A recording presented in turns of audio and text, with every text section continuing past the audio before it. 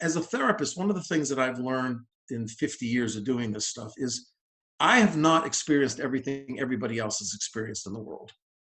And so what I have tried to do as a therapist, I have skills and techniques to help people learn to think differently, to feel physically differently, and to help them cope physically differently. When you asked me to do this, I really wanted to have is every single person that may watch this needs to take a look at how they deal with the world and how they're dealing with the world is different from others, but not wrong.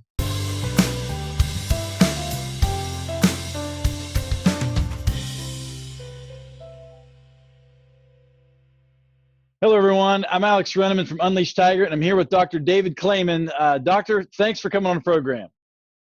It's actually a pleasure, even this tough time. Yeah, so we are going to talk about COVID-19. I don't know if there's anything else to talk about. I mean, there's lots to talk about, but that seems to be what's really taking all of our attention right now. And I wanted to bring you on the program. I've met you many times through the years, and I have a high level of respect for not only your experience and what you know in the world of psychology, but how you can make it real and relatable and connect it with just the average folks, me, you, and everybody. And so I really am grateful you were able to come on. Can you just take a moment, tell us a little bit about who you are, your background, what you're thinking, and then we'll dive right in. Well, I just finished I'm in my 46th year in West Virginia. I came to stay in 1977. I can count. It's unbelievable that it's gone that way.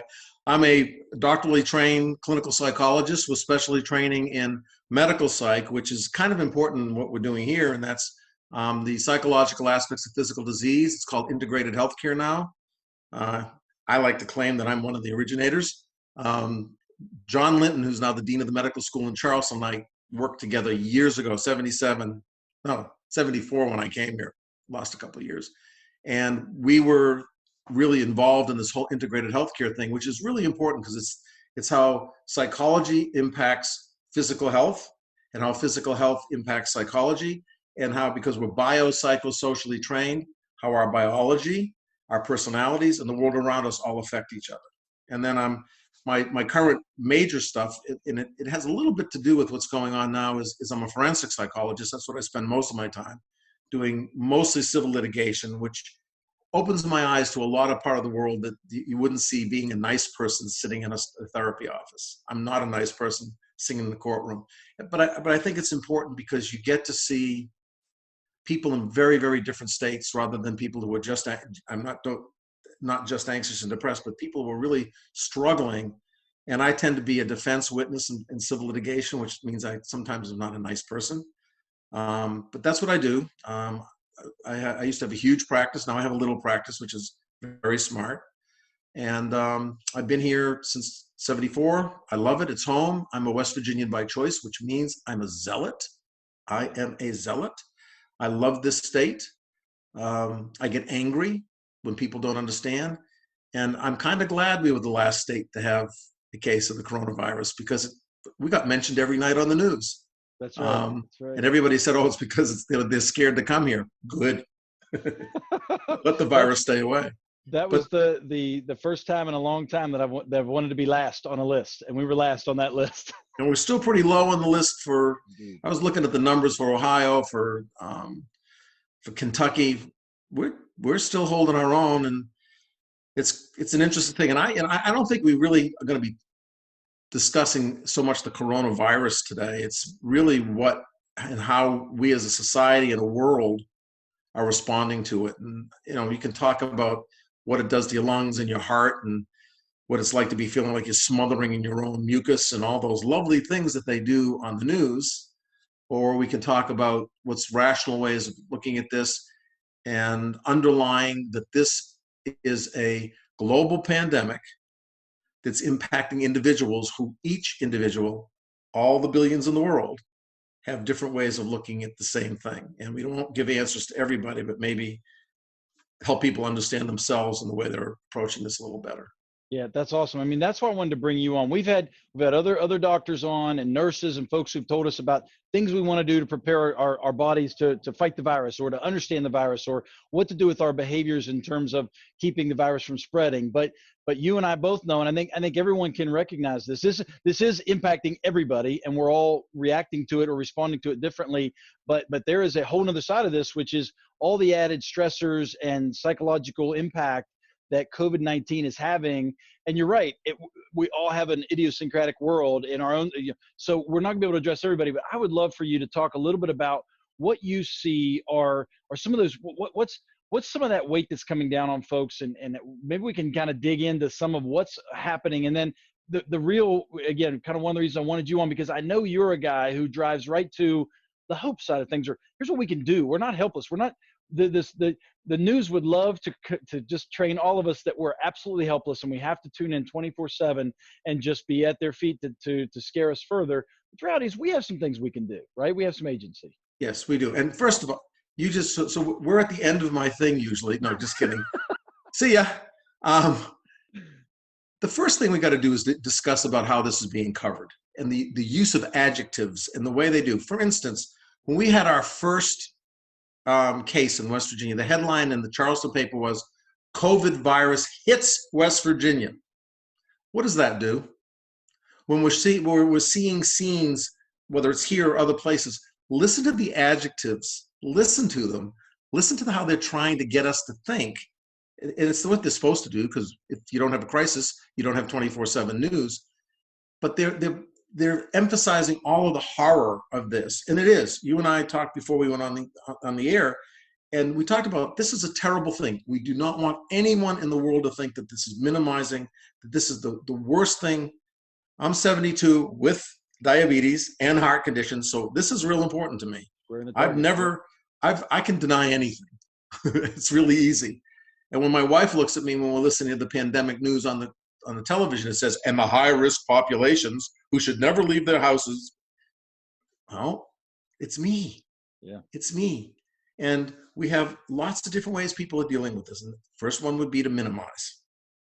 People, if you can keep people away from the television, first piece of advice I'm going to give everyone, besides wash your hands, keep distance, and stay in your house, whatever people are saying, is don't spend your time on the news stations.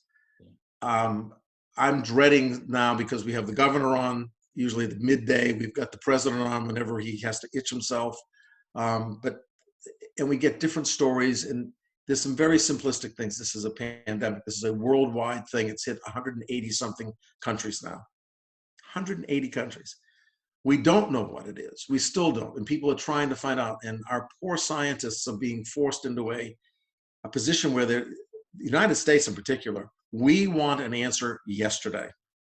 We may have been in denial for a gazillion years, since 1918, saying things have been this bad. We had SARS, we had swine flu, we had a whole bunch of other things. We expect an answer, and we also expect a pill or a shot. Right. Right. And so when we don't have this, on top of this pandemic leaving us feeling uncontrolled, panicky, in a lot of ways, bewildered. I could give you every adjective in the confused book, and everybody's going to feel one of those things. I'm bewildered. I don't know how we got here. I don't know who to believe. So we're distrustful. I'm confused because somebody tells me to wear a mask and somebody tells me not to. CDC says one thing, so I'm trying to find, for me, the way I do things is I watch, and I limit myself to about a half hour a day. And I listen to what is overlapping and what is convincing. And then I spend a lot of time reading, but I've had to stop that too because it makes me cuckoo, because everything's about the COVID virus. That the start of this is we know these things, and we know that we're people, and we're all going to respond to it differently. We're confused, we're scared, we're bewildered. We're watching businesses go down the tubes, or maybe go down the tubes, and we're predicting doom and gloom with everything. And I don't know how it is in Grafton today, or in Tiger Valley. It's beautiful, sunshine, shiny day today. And you'd never believe that people are really sick. You know, So You bring up some really good points. I mean, we go back to like the messaging, even before this, right? They figured it out, right? When a thunderstorm is coming, instead of saying a thunderstorm is coming, it's killer lightning, right? Or if here's the temperature, instead of, hey, we're going to tell you what it feels like. The temperature feels like this, and it becomes this thing where we're really being driven, and that same playbook is happening now. And I'll tell you, for me, when I get up, I do a couple things. I'll listen to two short newscasts from the left and the right, basically, to try to see, to your Yeah. point, what's overlapping. I let the rest of it fall off. But I also look for the signal and noise, that phrase. And that's Dr. Fauci, Clay Marsh, the folks, those folks at the state level and at the national level. They seem to have very clear pictures of this. And it's not that I'm trying to ignore everything else, but boy, if you try to chase all of the details of this thing, and we really don't have capacity to impact much of that anyway, right? I mean, That's so get what we should be doing, what we're being recommended to do on a daily basis, and then it's kind of, I mean, right? So I guess it's let's see what happens next, right? Let's pay attention, but not soak it in and sit in front of the tube and just let that just create anxiety, right? yeah, and you've got to. I think that we've got to really realize the impact of media on this. This is in my discussions with people. Media is great, Sure. but when I was a kid in the '50s, we had polio, and we didn't have nightly newscasts. We did. We had Walter Cronkite and some other very famous people, but we didn't have body counts, and we didn't have how many iron lungs we needed. We didn't have the polarized political arena either. But we've had this before. We've had tragedies before, and when we have 4 people have died, 3 out of the 4 have been older, and the COVID virus contributed to their death. I've got a 95-year-old mother-in-law who, we're worried about bringing into the house. We can't go visit her because we don't want to be the ones that bring in something that's going to make her suffer. So I just look at what we're doing with this. Were you around when we had the Rockefeller fill your bathtubs with water, snowstorm, blizzard predicted? I don't think so. I think I was little if it was. You young. Well, we got warnings, that we're going to have the worst blizzard in the history of West Virginia. Fill your bathtubs with water because we're not sure we're going to have any water. And it snowed like 6 inches. Now, we did have another storm that was really wonderfully. Yeah. I'm from New England originally. It was a real New England storm. But we have the weathermen. How many more radar things are they going to have to put on the weather stations to tell us when a little green patch is going to be moving through? Get your horrible weather soon. And I think we're spending a little bit of time, but I want people to think about the words that they're hearing. Blessed that we're not in New York City. And I talk to my friends who are in New York City, and they're sheltering in place, but the vast majority of people are not getting sick. The vast majority aren't, but the ones that are overwhelming certain healthcare systems with the ventilators and the protective gear and all that. Now, that's a tragedy. We should be taking a look at not letting anybody get away with this again and not place blame, but learn from what we're doing. That's going to be a major theme by the time we're done. Is let's learn from what's happening here. Yeah. And so the standard, all the psychologists, go to apa.org if you want a psychologist. I've got a whole bunch of colleagues around the country and NAPPP who write things that are brilliant folks who have said the same thing. This is a once in a lifetime, hopefully, illness-based, not nature-based. This is not like the derecho. This is not like tornadoes. We can't even take a picture of it. We've got those little graphics. We have to have a graphic. So everybody, I bet you, thinks that the coronavirus is a little round ball with red sticky outies. It's a little teeny microbe. It's teeny. We can't smell it. We can't touch it. We can't hear it. We can't see it. There's not a sense that we have. So we think it. And what do we do with our brains? We either make that coronavirus into something that doesn't bother us, which it should to some degree, or it makes us, I'm going to go the other side, or we're so worried about it, we're immobilized. And we get angry. And we're seeing that. And then we got the hoarding thing, what we're calling hoarding, which is really understandable behavior if you kind of look at what's going on. Got all this stuff to deal with. So when people say, so what's the psychological parts of what's going on? I said, everything. And how do you deal with it? Depends on who you are and how you deal with the world. Well, and I think the piece that maybe it's easy to miss in what you just said right there, and I think it's crucial what you just said. But I think the easy part to miss is we tend to go, well, let's go polarized one side or the other. What we're not saying is this is nothing to worry about. Don't do anything. What we're saying is do the reasonable things, but don't then go all the way over here and completely get hysteria and soak in all of that's being broadcasted. Sit there, do what needs to be done, take the proper measures, but then live your life, right? I mean, that's what we're trying to say here. And live your life with civility.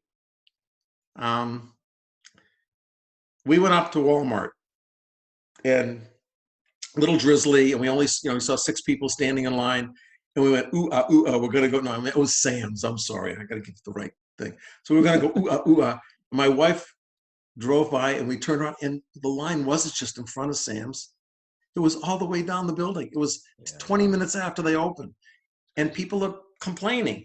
Well, what they've done now is they put those 6-foot markers to help us out because we weren't doing it on our own. We weren't. I got a gift yesterday at the office. It was no Friday. I got a gift. It was wonderful. It was yesterday. It was yesterday. I got a thing of Clorox wipes, 75 of them, and I got a generic Lysol aerosol spray. It's the best gift I've been given in centuries. I haven't found any. So I think the two extremes are stupid because we waste time, and we want to convince other people that the naysayers say, oh, don't do it, like people who are, I won't go into people who are going to large things like Corona virus parties. Kids walking down the street in large groups playing basketball and spitting on each other. But we have that group of that really irritate me. And then we've got the other ones that are getting depressed because they're making themselves prisoners in their own world and creating that. And then we got the rest of us, I hope, that are kind of frustrated. I'm a small businessman. We get X amount of referrals a week, which we count on. I have to bill a certain number of hours a week to keep things going. I'm scared a little bit. Let's navigate into that, because I agree with that. I think most people, and if the people I've talked to, people I've seen, I mean, you always can point out knuckleheads on either side, and there's plenty of examples for that. But I think the majority of people are trying to take this pragmatically and do the right things. But that still doesn't mean they're going to be without some massive level of stress that's hanging over, because maybe kids are home now and they weren't home before, and now you're being asked to be a teacher and you don't know how to be a teacher. And small business wise, I'm a small business. We've got, how are we going to make sure we keep people paid, and all these challenges. And maybe you're a recovering addict, and how do you now you've got this added stress, or maybe you're prone to domestic violence and now you're cooped up in the house. I mean, there are so many, you have a death in the family, all these things. So everyone has to, as you mentioned earlier, have these individual challenges, but we're all going to have some level of challenge. And you mentioned, obviously, unplug the news. Don't sit and just soak that stuff in, whether it's through the internet, the TV, or whatever however you're getting it. Get whatever dose you need and then be done. What are other things that people maybe want to avoid, or things they should do that might be healthy? Again, I know that's hard to paint with a broad brush like that, but do you have any kind of suggestions in that way? Well, let's start off with, I think you raised a couple things. There are people that are at risk, not just for the virus, but for having the secondary effects, the psychological effects. And I don't know how people have actually, the politicians have actually been supportive of mental health treatment. They're not paying much for it, but they're still doing it. And most of us, I'm not doing any therapy now, so I don't have to go out and do this. But we know that people who come into these circumstances, and I want to make sure I'm putting my words right here, who already have anxiety-based and depressive-based disorders, are likely to have a more difficult time with this than others will. People who are already worriers, people who tend to catastrophize, and I'm not being judgmental with this, right. People who are fearful by nature, people who see the doom and gloom from their personality side, not even from having a mental disorder, but the doom and gloomers. Yeah, they come into this and they're very, very different than the person who's the Susie Sunshine and the Sammy Happy. We have this other side of things, and we have to realize that the people that are hurting,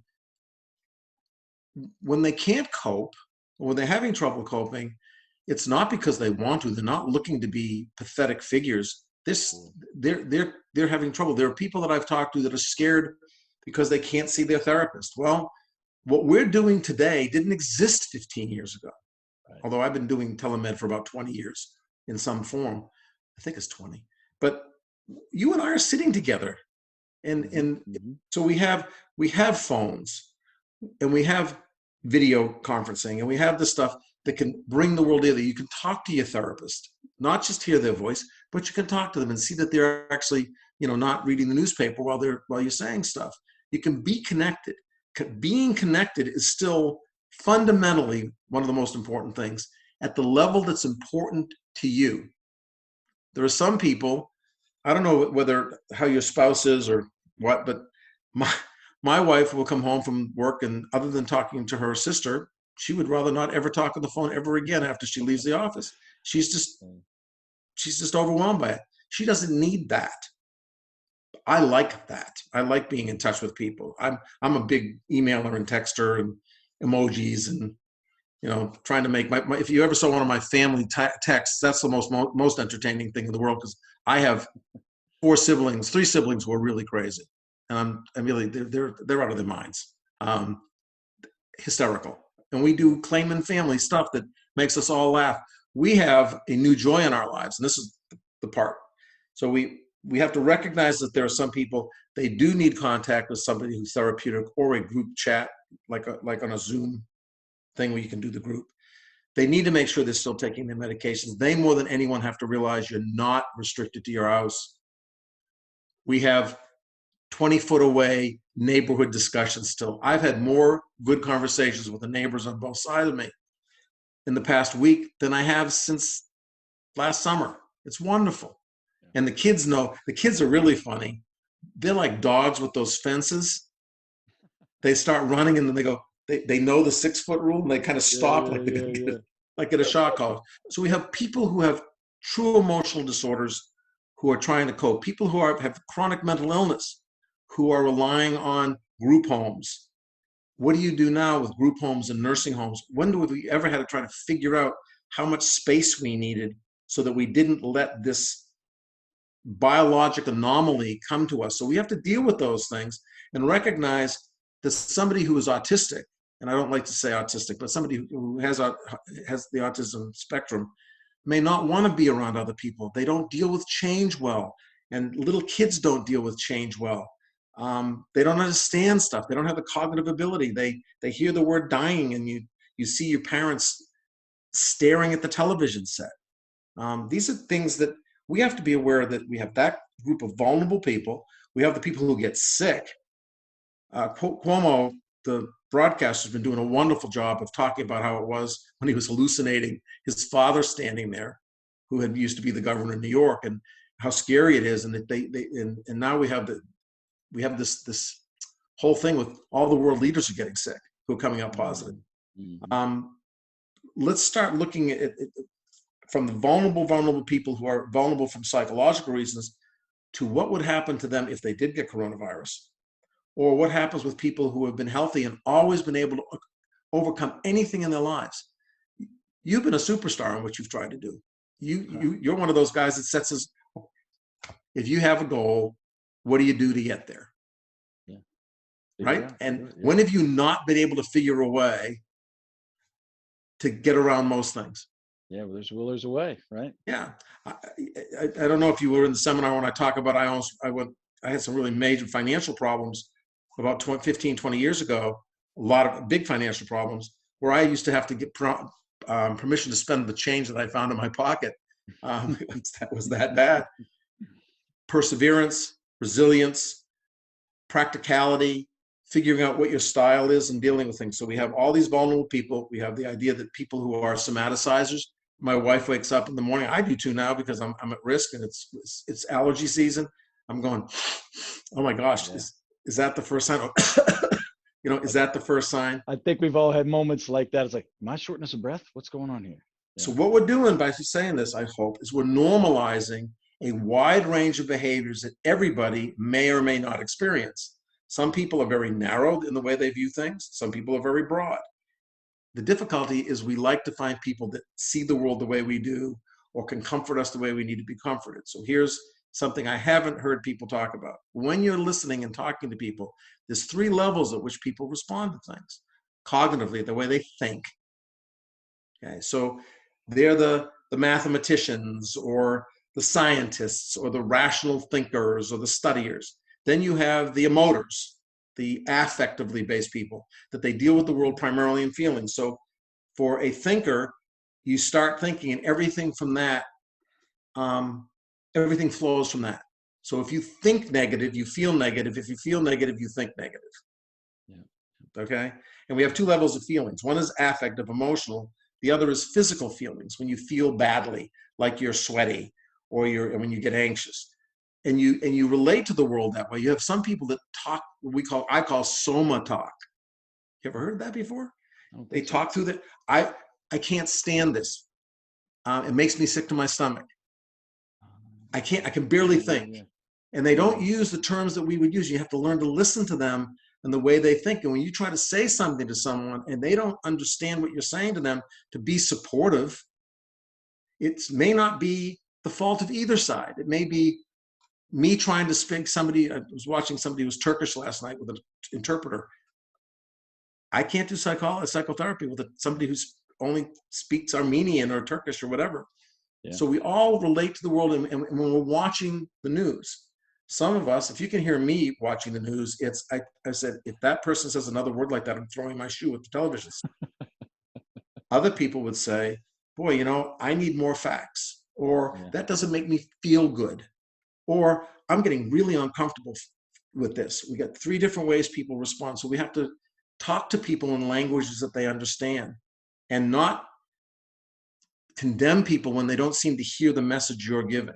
Boy, that is that's so powerful. I hope people, boy, that's something I'm going to be taking to heart. And I remember that, I used to, at times I've traveled around the world, not recently, so I didn't bring anything back, thank goodness. But I can remember being in different cultures and my mannerisms, I communicate really well around here. People always get what I'm saying. And people are kind of looking at me kind of clueless. Well, I'm using nonverbals that we're used to here, or I'm using phrases that work here in this culture, and they just didn't over there. It's really but what you said at the end, to not then demonize because somebody doesn't understand or they think differently than you do. Boy, we all need a healthy dose of that, without a doubt. You mentioned, so there's a lot you mentioned there, and I think it's key to, again, and I think you articulate it really well. People are going to have to be able to take that and individually then apply that. But it seems like there's a little theme I picked out of there, is what you were saying is, if we're able to externalize, not our feelings necessarily, but instead of, we may feel bad, we may feel nervous or anxious or depressed or whatever may be coming. But if there's a way we can turn outwardly to connect with someone, whether that's a neighbor, a family member, and there's lots of ways to do that. We can't maybe sit next to each other in the park, but there's lots of, you can sit across from each other in the park, maybe. I might say, as I was digging on that, just a little bit of personal inventory. Maybe me doing this. I mean, I joke. There was an old comedian, I think Stephen Wright used to have a joke. He would say, when he was a kid, he saw Smokey Bear on the TV, and he said, only you can prevent forest fires, and he didn't sleep for 3 weeks. And that's kind of how I feel. This virus is gripping the world. I'm like, what can I do? And that may be some of my defense mechanism popping in to say, I'm going to help some people, and that's going to help me feel better potentially. But I think there's little ways we can all do those and things, whether it's, my wife's making some masks. Lots of people are doing that. Checking on a neighbor from a distance, all of those things. Would that be helpful for folks to maybe kind of get out of their own head for just a minute too? I'm not talking about, I'm not talking about ignoring those feelings, but being engaged with others. Well, I think if we do what we're supposed to do, and I've got your notes which say everything the same, everybody, we know that hand washing will eliminate, or sanitizing will eliminate 50% of our risk. 50%. All we could. I've got my little squeezy thing, and I still have skin on my hands. I saw something online with a guy with skeletal hands saying, I've been washing my hands. There's nothing left to wash. Yeah. It's now becoming a part of me. I carry a wipe out of my car now, and I'm not even thinking about it. I don't have a mask because I can't find a mask. They haven't got any that they'll give us around here. But I think if we do the things we can do without being babies about it, we're changing behaviors. We're asking people in the most self-centered country in the world. We are the most individually oriented country that, for one person, if you offend one person by mistake, you've offended everybody. Well, that's another time we can do it. We'll pick that up on another one. Wash your hands. Well, I just find, because I'm opinionated and sometimes I slip. I'm 72 years old. I'm not politically correct all the time. And I'll say one bad thing to a group of 150 people. And what do I get feedback on? That one thing. Yep. One thing. So you got to be real sensitive to different people. Wash your hands. Maintain the 6 foot distance. I've got people now that are giving me psychological strong arms. If I violate the system, they say they're doing. I'm not offended by that. I don't make fun of them. Right. So let's do what we can do. As a therapist, one of the things that I've learned in 50 years of doing this stuff is I have not experienced everything everybody else has experienced in the world. And so what I have tried to do as a therapist, I have skills and techniques to help people learn to think differently, to feel physically differently, and to help them cope physically differently. I used to do a lot of oncologic work. I did a lot of neurology. I worked with people with seizure disorders, not just depression and anxiety. And I had to talk to them about their issues and finding out that, boy, could they teach me stuff. Some people who are, I hate the fact that we always come up with our word of the crisis, but we have all these brave heroes out there now. They are. And if you've ever, I've worked in ER. If I was not my age, you know what I'd volunteer to do right now? I'd volunteer to work in the emergency room or in a coronavirus place. Those bags are called ambu bags before you put them on the vent. I used to do that as an inhalation therapy aide when I was 16 years old. I was an orderly. I changed beds and gave bed baths and stuff. I don't have anything that I would want to offer right now from a psychological standpoint except bigger. I'd want to do that. Feeling useful, maintaining some, I don't want to say a schedule, but some set of predictable behaviors. Doing something really great, which I wish my son didn't live in California. Sitting down and having dinners and getting the kids used to sitting down and figuring a way of structuring those meals at times so you don't all just sit there and peek down at your phones. Playing puzzles, using your imagination, and changing behavior. So we're going to ask people I live my life in a very predictable way. I'm very competitive. I get up every morning at a certain time. I can be out of the house in 17 and a half minutes, and I can be at the office in 23 and a half minutes if I rush. I watched Manifest. I watched 7, 8 episodes of Manifest till 4 o'clock in the morning because I knew I didn't have to be there until I suddenly remembered I had a 9 o'clock conference call. Set goals, and set goals that fit you. Do you set big goals? Are you a big picture person, or are you a stepwise person? Do you think matrixly? This is another thing that you can teach people. Some people are linear people. Mathematicians are linear, except those stupid people that do calculus. I don't understand that. And then there's matrix people. For me, every event in my life is somehow connected to every other event in my life.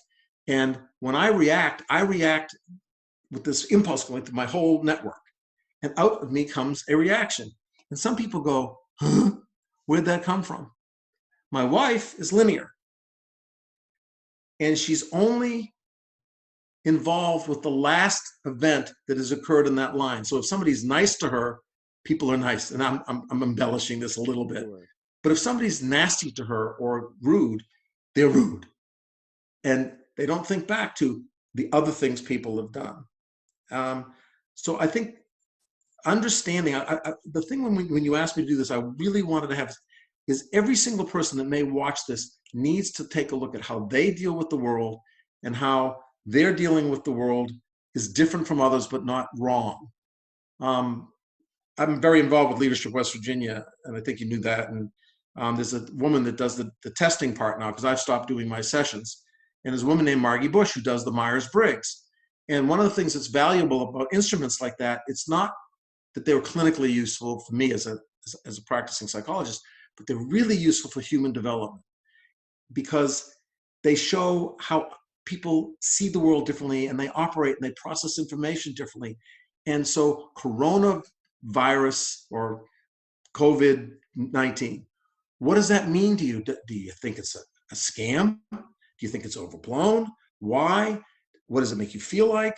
How do you go about dealing with it? How do you deal with change? We're being asked to change our fundamental way we're looking at the world. No football. For me, no Masters tournament. Yeah. Killing me. It really isn't. Because what I finally realized is, you know what? I'm having a really good time. At times, I feel terrible. I don't want to get sick. I really don't want to get sick. But I'm not going to sit here at my house for 24/7 in my bedroom or in my study and never walk outside when it's almost 80 degrees. I'm lucky enough that my office, I can drive 3.2 miles to my office, never see anybody, take a hand wipe and go in and sit at my computer. And by the governor's orders, I'm in a business of less than 5 people. And we have no public access. I can go to my office. Yeah. Do I? Not every day. I'm looking at this as a vacation. I was just going to say, that's one of those things. So obviously, if you're on a ventilator at the last stages of this illness, you have very few options. But for most of us, the vast, vast, vast majority of us, we have lots of options. We're being asked to stay at home. Maybe you've lost your job, or maybe you've got some other challenges, but still, there are things we can do. And you just listed a ton of stuff in terms of actions and things that people can take, again, in their own individual way, to find a way, not just to cope, but actually to thrive or to flourish through this. And I got to tell you, it's weird. We were talking, there's a lot of upside to some of what we're being asked to do here. We hang out with families, in some cases, some families maybe don't want that. Otherwise, this isolation, I'm kind of loving it, man. I'm kind of built for some of this isolation, frankly.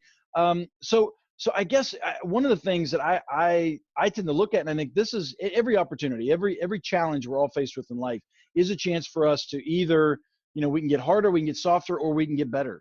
Is the way. And there's a book I read, years ago, or maybe it's only been a little while ago. I think it was called Anti-Fragility or something like that. It was the idea of being anti-fragile versus, instead of hardening, because at some point you're going to break, or just being soft and being dropped by everything, what comes at you actually makes you better, makes you thrive more. And this looks to me like an opportunity for us as humanity, but certainly for me or you or anybody individually, to take as an opportunity to improve. And I'm not saying learn a new language and all that kind of stuff. I know that's going on. And if that's your thing, great. I just mean, I sense that this is an opportunity that we can all take in our own idiosyncratic way to become better as people. Am I off on that? Is it accurate? No, I think that we do have some fundamental things. The people I mentioned earlier, the people who have been in recovery for addictions, we've got a big problem there. We have an elderly population. For instance, the thing you just talked about being connected, I think we have to plan. We have to start thinking about things. You don't have to plan. You don't have to go and buy 2,000 rolls of toilet paper, but you've got to plan for food. You've got to plan. They say 2 weeks. You got to plan. But one of the other things you got to plan is, what if something does go awry? I have this strength when saying goodbye to grandma. My dad died in 1977, and I was in New York for Tuesday through Thursday of the week that he died, actually founding a national society. And when I came back into the hospital room, that was the first time I saw what I saw. So it was the first time for me. People families are really weird. My brothers and sisters wanted to say, well, they saw him more than I did. And I said, for me, because I got really upset seeing him in the hospital bed. We've got to realize that our experiences that we bring in, we've got to plan for things. If you've got a 95-year-old parent or an 80 or a 72-year-old spouse, I'm not an old 72, I hope. If I got sick, I'd really want to sit with my wife, if I still had lung capacity, and say to her, this is what I love you, dear. Make sure Sean knows this, do that, and not just keep hoping that the bad isn't going to happen. And reality hits. I mean, if somebody who is 70, 80, 90 years old gets this horrible disease, there is a better chance than not that they're going to get sick, like they would with pneumonia if they broke a hip. Mm-hmm. Accept that reality.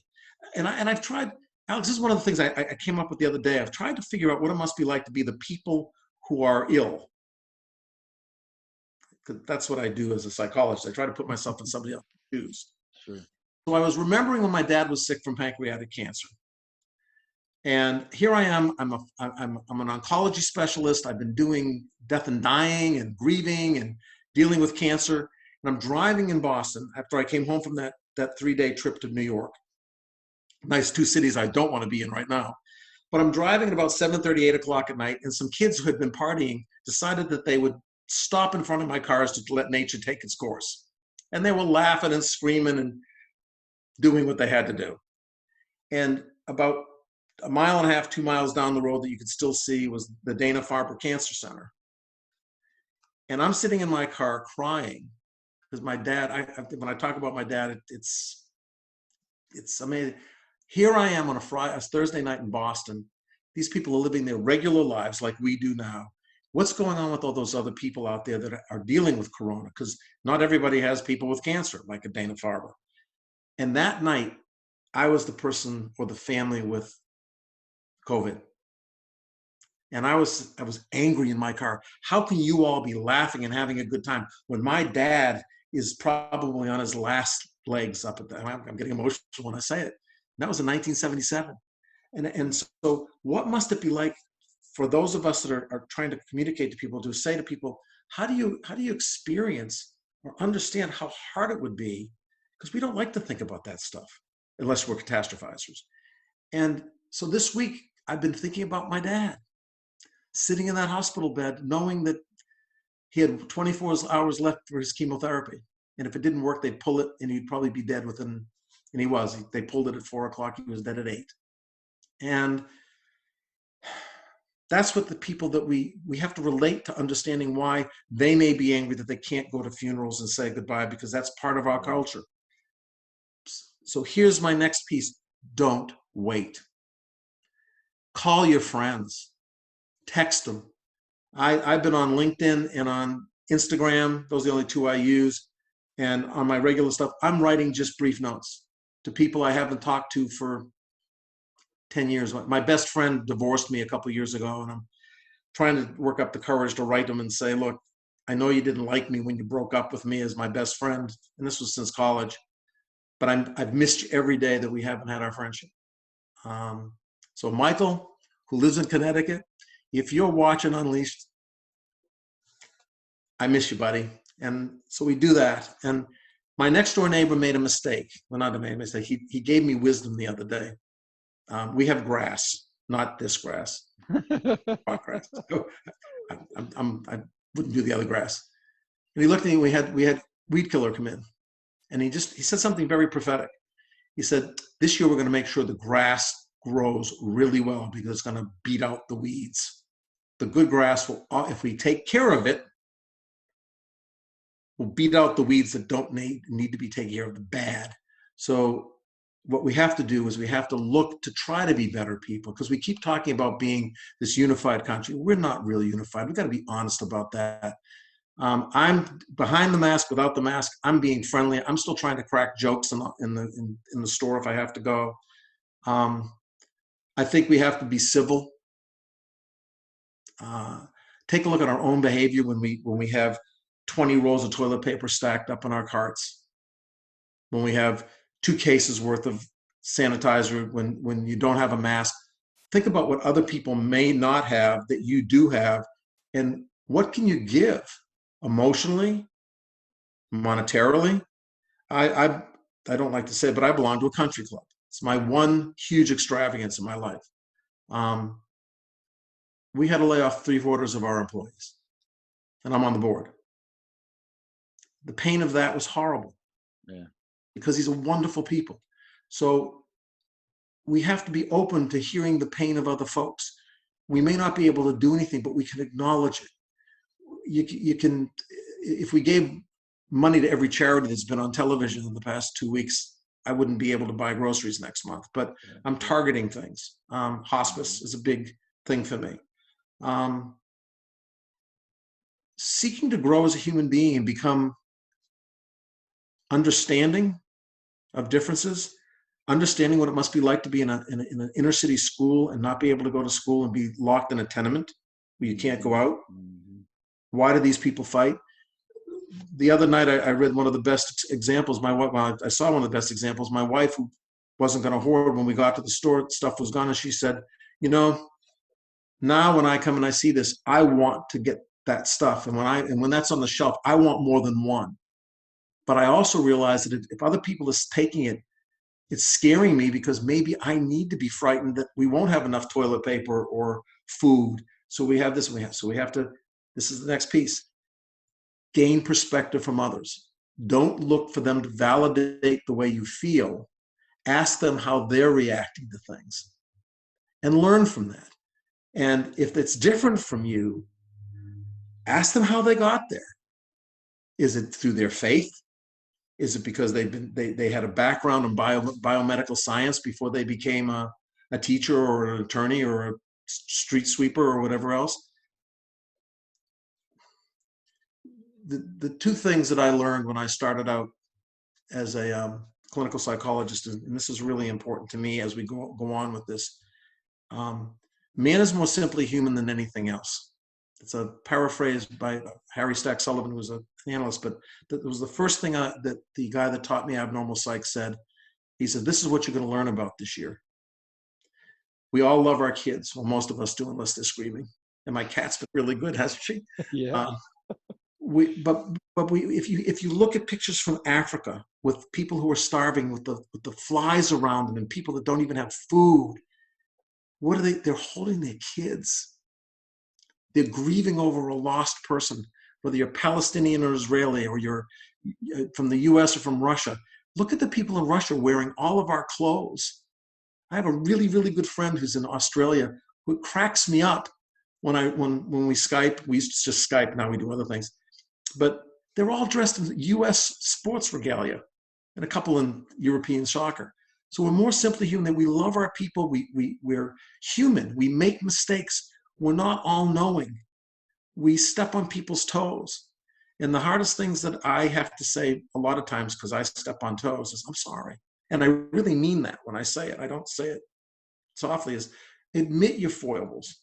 Go back and say to someone, I said something the other day that bothered me, and that's one part. And the other is to thank people, to tell them that they do a good job during this time.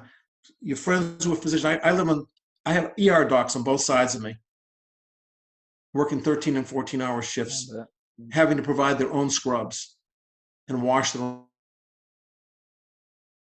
own scrubs. So man is more simply human than anything else. And we have to remember that we have to grow lawns that take effort to keep the weeds from growing. That means we got to stifle hate. We've got to understand that the people who might be, if we were at the Javits Center or anything else in one of those places, the person next to us might be a street person, or might be of a different faith, or might be of a different race, or might be alone, or whatever it may be. We have to look at, we're more simply human than anything else.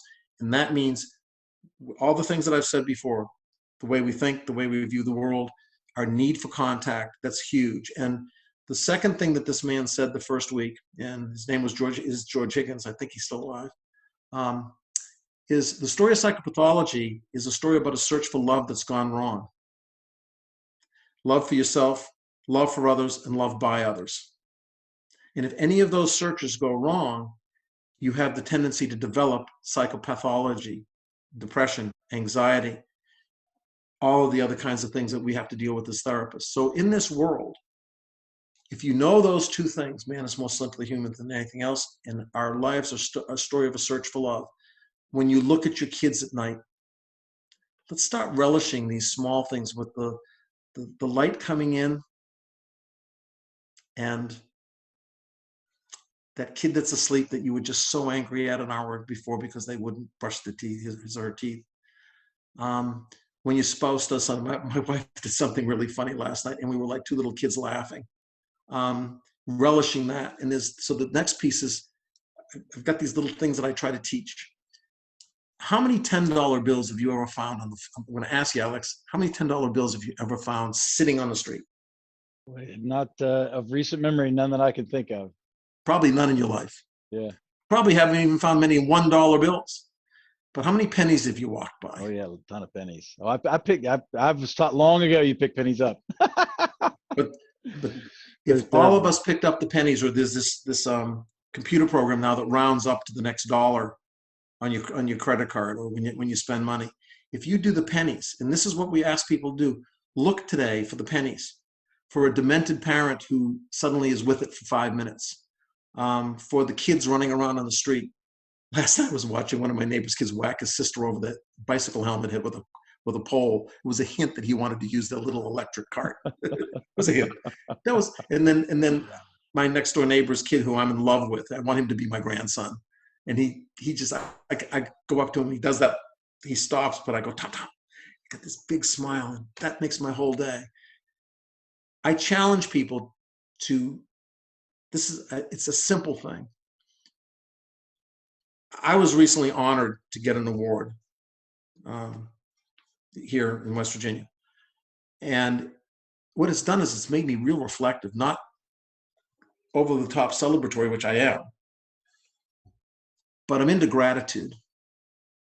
I'm blessed that I came from Boston in 1974, and this is my home. And people like you and I, we've known each other for, I can't remember how many years when I first met you, but you called and you asked, hey, would you be willing to do this, and have a discussion and go down the rabbit holes and just be a person. Man is more simply human than anything else. And so what I do now, and I try to do this pretty regularly, is I have my gratitude checklist when I get into bed at night. Did I pay my bills this week? I got a letter from someone last week thanking me for something I did 22 years ago. Who knew? When you see how many people go on LinkedIn when you've been recognized for an award, and the nice things people say.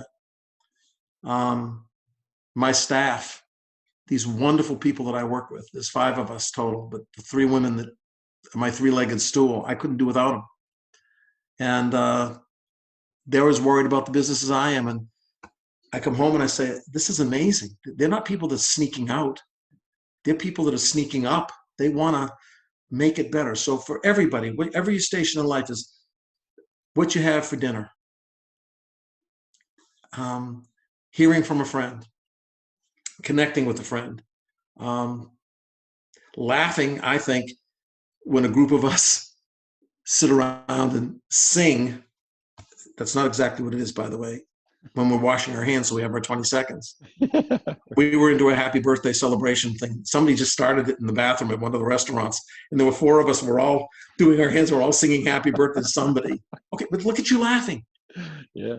Okay, all of those things. So now we're in this horrible state. We have been in horrible states throughout our lives. Sure. I'm a Vietnam vet kid. I had friends that died in the war. I've been doing PTSD treatment in my clinical practice since 1977. No, earlier. I was an intern in 70. So 73, 74, before we even knew what PTSD was. Young kids that came back and saw things that you and I would not want to see.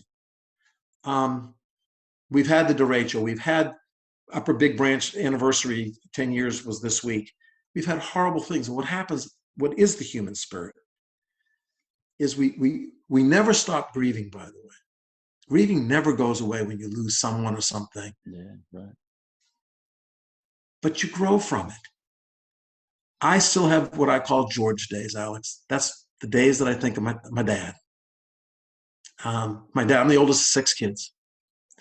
And what I remember when he was dying is I would call him and I would cry almost every night. And one night I called and I didn't cry, so he called my sister and he said, did I tick off David? Because he didn't cry tonight. And I was getting ready to go to the hospital. I had just been called to go. And my dad, when I tried to do stuff, he said, it was one night that I remember really clearly, and this is apropos to what happens now, about making sure that your chapters with the people that are important to you are taken care of now. This is the serious part of making this something better. When my dad was starting his chemotherapy, he had to go into the hospital, and we all said, we're going to sit with Dad. We won't leave him alone. So I, of course, had to go in, and I have ADD or itchy pants or something. So I'm sitting in the thing, and there's these old cushions, neoprene cushions. When you go, you move on, they go. So I'm sitting there, and about 15 minutes after I'm there, my father goes, "Hey," he says, "What?" He says, "What are you doing?" "I'm sitting here with you." He says, "That's sitting?" And I said, "Yeah." He says, "You're squirming." And I said, "Well, it's not the greatest chair in the world." He says, "I knew you wouldn't last. They knew you wouldn't last." He says, "You're the only one that doesn't need to be here."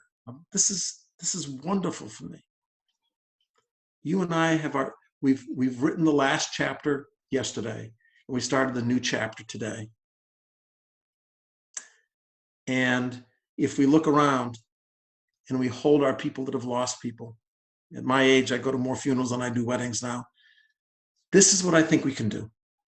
We can open ourselves up.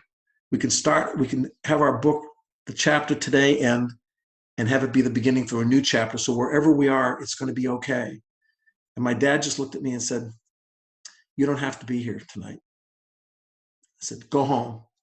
Be ready for the abuse, because they've already taken a pool on how short a time you would stay here. And you have to know yourself.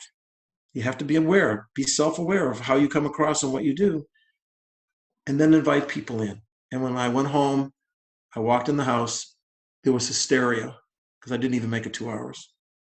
And I said, then I looked and said, who won? Boy, did that take the wind out of their sails. And in this, as we're doing this, is be aware of how you might be impacting others with your behavior. Realize that if you're a warrior, what's going to do to your kids?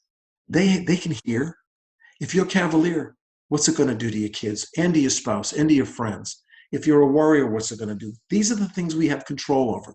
We do not have control over who's going to get the COVID virus. We really don't.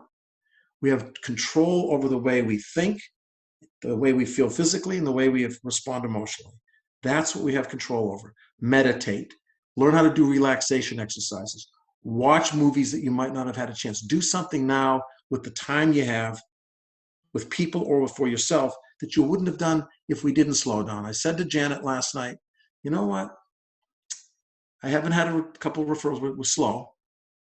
But I'm not going to the office in a panic because I don't have any deadlines right now. And do you know what? I'm amazed. I'm sleeping better. I'm sleeping better for the first time. And I can't tell you how long. Thank you, COVID virus, for showing me. So with all of this, we're more simply human than anything else. We have a number of different ways we look at the world differently. We all have a different set of values. Learn from the differences in others. The stuff that I've said today is not just me. It's all the people that have taught me. It's my dad, who, when he got the pancreatic cancer, I left the house that morning like I would have somebody that I know would have coronavirus, because I can't go and hug him. I can't do anything. I'd be angry at myself for not making sure the chapter was done. But my dad's finally, he looked at me. We were standing on the side of a swimming pool. Both of us shared one thing in common. We were both waterfront instructors. We both taught swimming. And we were both at the same camp. If I turned this thing, I could show you a picture from 18, when my dad was in the camp in Maine, same place. Wow. Yeah. And we were really good friends. I hope it shows. Yeah, yeah. And he looked at me and he just said, because I did his eulogy on the same pulpit I was bar mitzvahed, and talked about him being a dad and what's meaningful. And the last line was that he said the way he said it was, live today, don't wait, be grateful. We were standing by a swimming pool. He'd always wanted a swimming pool. And he and my mom had decided that the six of us were grown. They were moving to a house with a swimming pool, and he never got to swim in it. And so with all of this, let's put the effort to grow our lawns. And in our neighborhood, one of our neighbors actually mows our lawn for us so that the whole expanse will look really good. Do what you can. I'm the cheerleader. I'm the old guy with a really strange sense of humor. Make this a chance that we can get rid of the hate. This is the science fiction attack that we think about from outer space. Yeah. We are powerless to do anything about this right now. We're going to get a vaccine. I know we will, but you know what? It won't take care of it all. We'll get a medicine that'll lower the mortality rate. It's not going to take care of it all. But if we watch the people that are brave right now doing what they do, like soldiers, like cops, I'm a real first responder advocate, and try to take care of especially policemen who have been in high-risk situations. This is, I think, what we can do with this. We can sit back and learn. One is we have to demand of the people that we elect, that work for us, that we have to be prepared for eventualities and not politicize things, that should be humanized. And we can work together to do that by being nonpartisan. I just really think that's important. To thank people that help us, ask for help when we need it, and not be so proud. And then when we're done, so we're not angry at people that don't offer. Because a lot of times, if you go to a funeral home, do you know really what to say? Oof, no. No. Best lesson I learned is one of the women that lost her son tragically young said, I knew everyone that was there. I couldn't say hi to everyone, but I remember every single face that came through that line. And everybody that came made me feel better. Well, what can we do with COVID? We can see whether people need food. When we go out, we just don't think of ourselves. We recognize that we are different from others and that what we think they need, they may not need. What they think they should talk about, they may not want to talk about. They may talk differently. They may have cultural changes. They may have differences. We can be better than we've been. We can stop hate. And the virus should be our trigger, our catalyst. And I know I'm being preachy, but I really mean this. This stinking little bug that's right now ruining our lives. We're going to go back. And you know what the 24/7 media does? This is really a big deal right now because we can milk it. But what's it going to be in 6 months? We're going to have a retrospective. We're going to still have thousands and thousands of people still grieving. Maybe grieving like they never had to grieve before. Man is more simply human than anything else. We need humanity. We need kindness. We need to trust each other a little bit better. We got to get rid of hate. We've got to get rid of hate. I'm a minority. I just watched 60 Minutes last night. I don't know if you watched. Did you watch 60 Minutes this week? I did not. No. They are doing this project where they create animated 3D live representations of people. Just like you're on the screen right now, you would look exactly, shaking your hand with your arms crossed, everything. They film these people in this bubble, and they've got 22 people who were in the Holocaust. And you can interact with them by asking them questions. Oh, wow. So last night, Diane Sawyer, no, it was Leslie Stahl, was asking questions of these people. And the computer is set up with AI to take what we say as live people and actually interact. It would be, hi, Alex. Well, hi, David. Mm-hmm. Or, we haven't met. What's your name? And the AI takes the thing. So through the whole interview, it was, and they showed pictures of people in Germany. And then I think of all the genocide, and I think of the things that we do to separate us. And I refuse to give in. And I continue to think man is more, no, I do not like some people. I will say that. Man is more simply human than anything else. And that's what we got to learn from all of this, from the parents with their kids, finding a way to do it your way, learning from others and getting hints, but don't feel badly if they give you a hint and you don't do it that way. You don't have to, but take what they give you. Take that piece of clay and shape it the way you want it to be for you. If you've got an ADHD kid, or you've got an autistic kid, or you've got just a nasty little kid, it's going to be very different for you than if you have a laid-back, artistic, ethereal kid who can keep him or herself busy for hours. What are we going to do with people that are different from us, transgender, racial, whatever else? What are you going to refuse them if you give blood or something? Are you going to refuse them the bed in a hospital because of what they are? No. They're sick. We need to help them. So I think for us now, it's if this does not impact everybody forever from a psychological mental health perspective, then there's something the matter with people, and they're just on the denial side of the thing. They're just not willing to open their eyes.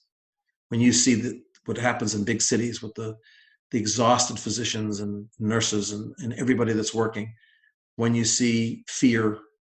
So let's take lack of control and try to give it back. Let's take fear and panic and put planning and friendship. Let's take away abdicating personal responsibility and making it somebody else's job to take care of us. And let's do our job to take care of us. Let's do our part. So, because if you go to the hospital and you haven't been washing your hands, you haven't been maintaining distance, and you're sick, somebody's going to get angry at you that you didn't do your part. And the last part is be friendly. There was a psychologist that said the best thing we could do for kids is if we see them, to be friendly and smile and wave at them. And you know that people think you're weird when you do that, when you say, hey, you've got a cute kid, or you make a face, or you say hi. Well, adults need the same thing, and people think you're a little weird. I'd rather be thought of weird and embracing humanity than worrying about how people are going to judge me because I'm a little bit silly when I try to make contact with people. So whether you're standing in line at the grocery store, spread by 6 feet. Whether you're you're standing outside of a funeral home and doing drive-by funerals, whether you hear it's a friend of yours that's been sick. I've only had 2 people I know in West Virginia, because we haven't had that many anyway, but 2 of them have been people I've known, one pretty close. And they suffer, and their spouses suffer. But it will end. Everybody says that advertisement from the pediatrician from WVU that's on TV, this will end. Life will not be the same. If you've hurt yourself before, I've had injuries, I've got physical stuff. I'm a different person every time I go through one of those. I don't mention it very often. I won't say what, if I get winded, it's going to be different if you get winded. You're 20 years younger than I am, probably, at least. You in 40s, 30s? 43. Yep. So you're almost, 30 years. I will be 43. Yeah. So the way you and I would go upstairs or whatever is going to be different. But till it hurts, I don't say much about it. So yeah. I'm not sure this is where you wanted to go. David, I tell you, there's so much stuff. That's why I'm just letting you go, man. There's so many things you touched on that I think are so critical, and maybe not everybody needs to hear all of it, but I think everybody could hear some of it. And I think everything you've said is super valuable, and the simply human piece and recognizing and being grateful for what we've got. That is some of the perfect medicine. Knowing that some folks are going to have rougher roads than others during this, but I think one of the things you said I also thought was really critical, which is when we make it through this as a society, if we haven't taken advantage of some lessons about humanity and apply them to what's next, we really have done a disservice to ourselves and to the generations that follow. Maybe we have to define what's really important, and that's people are complaining more about being unable to touch and be with people. So don't wait. Don't wait till you have to put your hand up against a window. Yeah. That's tonight, when people listen to this in the next week or 2, maybe what I can ask them to do is pick up the phone or send a Zoom invite or do something to somebody you haven't been in contact with who has been important to you. Yeah. And this will be besides live today, don't wait, be grateful, which is, I closed almost all my talks for 20 plus years. I have made it a point, when I turned 50, I called all of my teachers I called a lot of my girlfriends to say, I'm sorry if I was a jerk. I looked for my most important teachers in my life. And I found my 5th and 6th grade teachers. And when I called both of them, the amazement is they remembered who I was. Out of all these thousands of kids, they remembered that my mother was the only parent in all of the history of the schools that invited all the elementary school, because all 6 of us went through the same elementary school and most of us had the same teachers. Was the only parent to ever bring them to their home and have a luncheon thanking them for taking care of their kids. And then Miss Clough, my 6th grade teacher, this will be the swan song for today. I called her and I said, Miss Clough, the first one, Miss Waterman was wonderful, my 5th grade. I had my secretary call her. And she said, well, who's this? And I said, my name is, she said, I'm Dr. Clayman's secretary. Davy Clayman, put him on the phone. And that's what her voice was like. We had this wonderful discussion, just absolutely wonderful. Remembered all of my friends who I hung around with, had known what I was doing after moving to West Virginia in 74. So I said, who's left? And she said, well, Miss Clough's living in Florida. Miss Clough was this beautiful kind of Rubenesque woman, but beautiful. She used to wear a lace handkerchief tucked in her sleeve. And I was ADD, and so she let me, when I cleaned up my desk and behaved myself, she let me do phone service so I could get up and answer the phone, or messenger service so I could get out of my seat, or extra days on safety patrol. So I kept things clean, but she was wonderful. And in the middle of the conversation, I said, Miss Clough, did you always have respiratory problems? He said, why do you ask? Goes, well, Miss Waterman said that you had respiratory problems. You always wore that lace handkerchief in your sleeve. She said, you remember that, David? And I said, Miss Clough, I remember everything about you. And she goes, you do? And I said, Miss Clough, I loved you. I was 50 years old when I did this. And she goes, David, did you not know how much I loved you? So with that, who are you going to touch base with and get that kind of a gift? And make the coronavirus, who is threatening the fundamental securities of our lives, be the catalyst to doing it better from this point on. Dr. David Clayman, I am so glad I brought you on. This was great. Thank you I'm grateful for you for coming on, sharing all of that, sharing your life experience, your knowledge. I really hope this is helpful to folks. I think it will be. Thank you, and stay safe, stay healthy. Thank you again for all the great advice. And, maybe we'll bring you back on. We could talk a little more in the future. And when you're in Charleston, when we're allowed to travel, love to see you. When this is lifted, I'll come down and see you. Primo. Hey, Alex, take it easy. Thank you. You too.